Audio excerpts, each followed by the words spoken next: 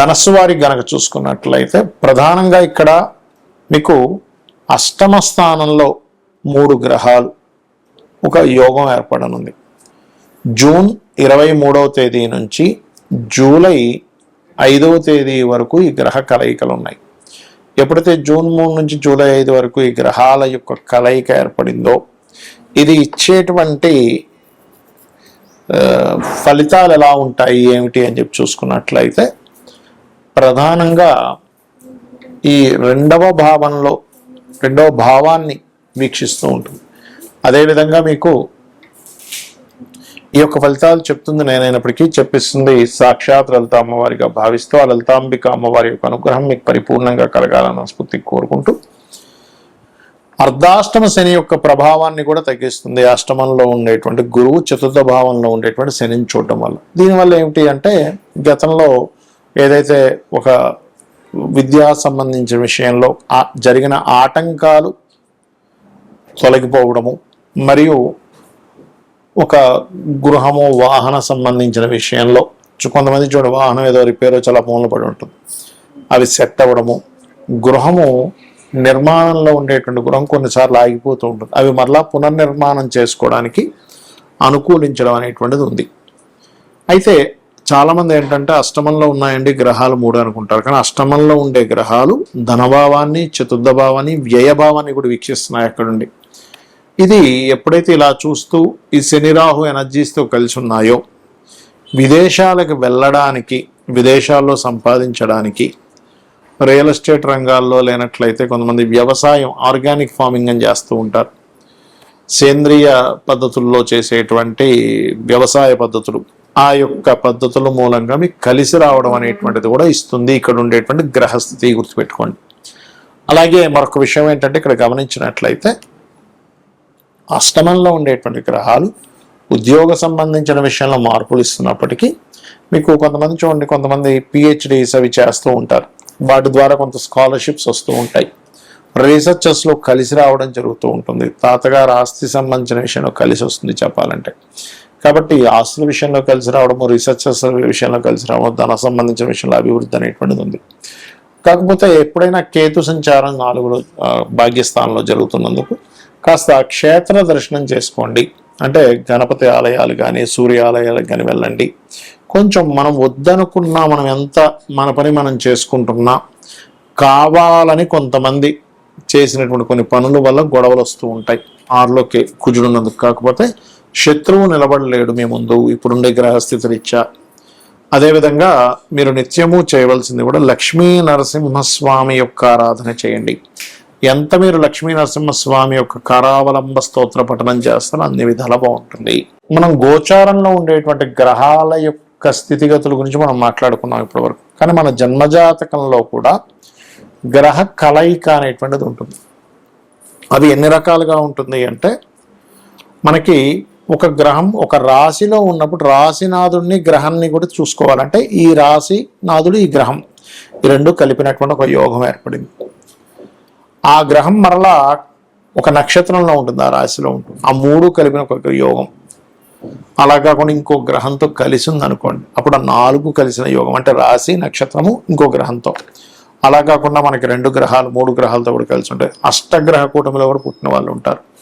అయితే మరలా అవి లగ్నాన్ని బట్టి ఏ గ్రహాలు ఎక్కడెక్కడ ఏ ఆధిపత్యం పొందాయో దాన్ని బట్టి రిజల్ట్ అనేటువంటిది ఉంటుంది. అయితే ఈ విషయాన్ని మీకు ఎందుకు చెప్తున్నా అంటే ఇందులో మనకి శుభగ్రహాల కలయిక, క్రూర గ్రహాల కలయిక అని 2 విధాలుగా ఉంటుంది. అందులో సహజ శుభగ్రహాలు కలయిక, మీ లగ్నానికి యోగకారకుల యొక్క కలయిక అని ఉంటుంది. మరలా అంటే ఇప్పుడు 2 వ్యక్తులు కలిశారు, ఆ 2 వ్యక్తులు బాగా క్రైమ్ చేసే పీపుల్ అనుకోండి, ఇంకో కొత్త క్రైమ్ చేయడానికి ఎక్కువ ఆస్కారం ఉంటుంది. 2 వ్యక్తులు మంచి సంఘ సంస్కర్తలు, మంచి చేయాలనే బుద్ధి కలిగిన వాళ్ళిద్దరూ కలిస్తే ఒక మంచి చేయాలనే బుద్ధి ఆలోచన వస్తుంది. అలా కాకుండా ఒక మంచివాడు ఒక క్రిమినల్ కలిస్తే ఏమవుతుందంటే ఈ క్రిమినల్ యొక్క ఆలోచనలని మంచివాడికి కొంత అంటే ఛాన్సెస్ ఉంటాయి. ఈ మంచి ఆలోచనతో ఉన్నటువంటి వ్యక్తి యొక్క స్వభావం కొంత క్రిమినల్కి ఆలోచింపచేసేలాగా ఉంటుంది. అలాగే గ్రహాలు కూడా ఏంటంటే మీకు ముఖ్యంగా ఈ క్రూర గ్రహాలు అంటాం. అంటే ఏమిటి అవి? రాహువు, రవి, కుజుడు, కేతువు, నీచంలో ఉండేటువంటి గ్రహాలు. ఈ గ్రహాలు ఎప్పుడైనా సరే మీ జన్మజాతకంలో మీకు 3వ భావంలోని 6వ భావంలోని 10వ భావంలో ఉంటే చాలా మంచిది, లాభభావంలో కూడా చాలా మంచిది. అంటే ఇక్కడ నేను మీకు ఈ విషయాన్ని ఎందుకు షేర్ చేస్తున్నానంటే ఈ గ్రహాల యొక్క కలయిక కొన్ని స్థానాల్లో మంచి ఫలితాలు ఇస్తుంది. అదేవిధంగా శుభగ్రహాలు అంటే గురువు, శుక్రుడు, బుధుడు,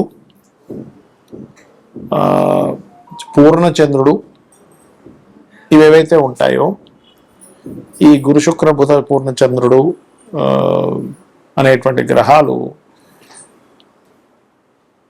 లగ్నంలో కానీ అంటే లగ్నంలో ఉంటే స్వభావం, చక్కటి స్వభావాన్ని, ధనభావంలో ఉంటే ధనానికి ఎక్కడ ఇబ్బంది లేకుండా కలిగించడము, మరియు అదేవిధంగా మీకు చతుర్థంలో ఉంటే మంచి గృహయోగాన్ని, పంచమంలో ఉంటే మంచి విద్యాయోగాన్ని, మరియు చతుర్థంలో ఉంటే విద్యాయోగము, గృహయోగము, పంచమంలో ఉంటే సంతాన యోగాన్ని, మంత్రయోగాన్ని ఇస్తూ, సప్తమంలో ఉంటే మంచి జీవిత భాగస్వామిని, మరియు అష్టమంలో ఉంటే తాతగారు ఆస్తి సంబంధించిన విషయాల్లో అనుకూలత, 9లో ఉంటే మంచి గురువుని ఇలా ఇస్తూ ఉంటుంది, 12లో ఉంటే మంచి జీవిత భాగస్వామి, మంచి తండ్రి నుంచి ఆస్తి రావడం ఇలా ఇస్తూ ఉంటుంది.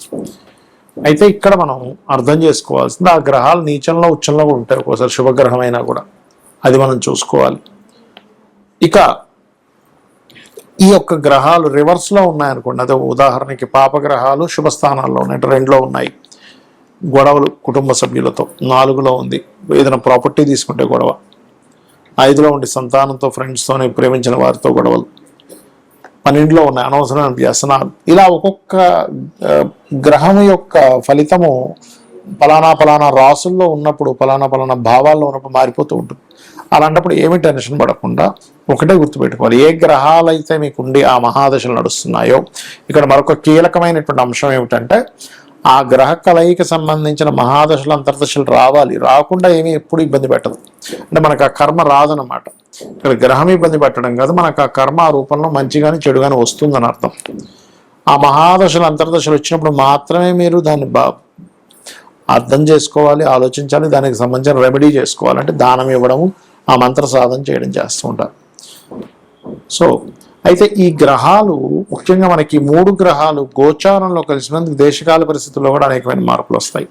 మనం గతంలో చాలా కాలం చెప్పుకుంటున్నాం ఏమండి, మీకు ఈ యొక్క ధనపరమైనటువంటి విషయంలో అంటే రూపీ యొక్క రూపం మారనుంది అని చెప్పుకుంటున్నాం, అటువంటి వాటివి, మరియు విపరీతమైనటువంటి వర్షాలు, విపరీతమైనటువంటి ఎండలని చెప్పుకున్నాం. అదేవిధంగా విపరీతమైన వర్షాలు, ఎండలు కూడా పెరుగుతాయి, యుద్ధ సంబంధించింది పెరుగుతుంది, మరియు ఈ ప్రయాణ సంబంధించిన విషయాల్లో జలప్రలయాలు, భూకంపాలు పెరుగుతూనే ఉంటాయి మనకి. కాబట్టి ఈ నదీ స్నానాలకు వెళ్ళినటువంటి వారు, ఈ నదుల దగ్గర, సముద్రాల దగ్గర అంటే నీటికి దగ్గరగా నివసించేటువంటి వారు చాలా కేర్గా ఉండాలి ఇప్పుడు ఉండేటువంటి కండిషన్స్ వల్ల. కాకపోతే 2 శుభగ్రహాలు వెళ్ళి కలిసినందుకు కొన్ని ప్రదేశాల్లో భూముల యొక్క రేట్లు పెరగడము, కొత్త వాహన సంబంధించిన విషయాల్లో కూడా కొంత అప్గ్రేడ్స్ రావడము, మరియు విద్యా సంబంధించిన విషయంలో కొన్ని ఎటువంటి మార్పులు అంటే విప్లవాత్మకమైన మార్పులు రావడము, కోర్టులు ఇచ్చేటువంటి తీర్పులు కూడా అసలు ఊహించాం, ఏంటిది ఇలాంటి తీర్పులు ఇస్తుంది ఏంటి కోర్టు అనేటువంటిది. కొన్ని సెక్షన్స్ని జనాలకు ఉపయోగపడేటువంటి కొన్ని సెక్షన్స్ ఉంటాయి. అంటే ఏంటి, రిజర్వేషన్స్ క్యాన్సిల్ అనుకోండి, ఇలాంటి హై లెవెల్లో అసలు ఎవరు డేర్ చేయలేనటువంటి ఇవి గవర్నమెంట్లు తీసుకురావడం కూడా మనకి జరుగుతుంది ఈ యొక్క గ్రహ కలయికల మూలంగా. శ్రీమాత్రే నమః.